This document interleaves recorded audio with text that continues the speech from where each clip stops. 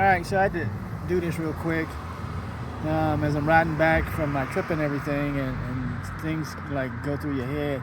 Like I said, this is a really mental thing, where you recognize the event. Like, if I wasn't here, that event wouldn't have went off. Then you recognize other events, like last week was my mom's birthday,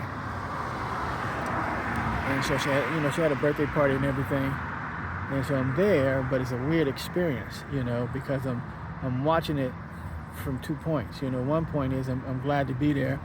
I'm glad to be able to wish her another happy birthday and everything, but from the other point of view is like, this would go on if he wasn't here, so it's weird, like you're a ghost there, you're there, but you're a ghost at the same time.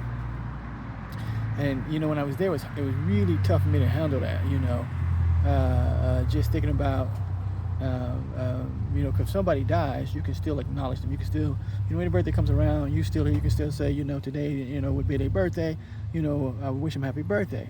But when you're not here, you don't get that option anymore. You don't get that chance anymore.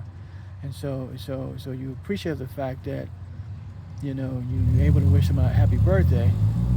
But at the same time, you're sitting there realizing, like, this is what goes on. When you die, life goes on. People have that. They have those movies like, if I wasn't here, what would, everything would be normal. You're not affecting these events. That event isn't affected by you. And so on the other hand, I had a clinic that would be affected by me not being here. And then you think about, my family and everything, and really feeling like my death was going to be a good thing for them.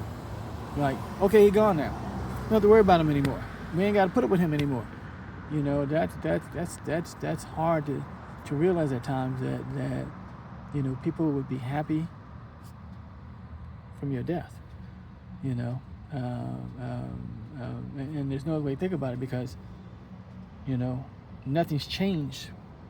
Like I said, it was, one of the first things, my wife is thinking about is, I love him, but I can't live with him. And this is why I'm on my deathbed. And that's what the first thought is. I just can't live with him anymore, Like I said, I get home, nobody says, hey, glad to see you, love you. None of that stuff.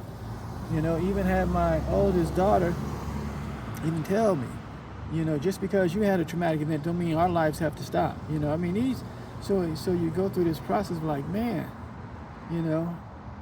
that it didn't, how much did that really matter to him, and that's hard to deal with at times, just from a, you just at times, you think about,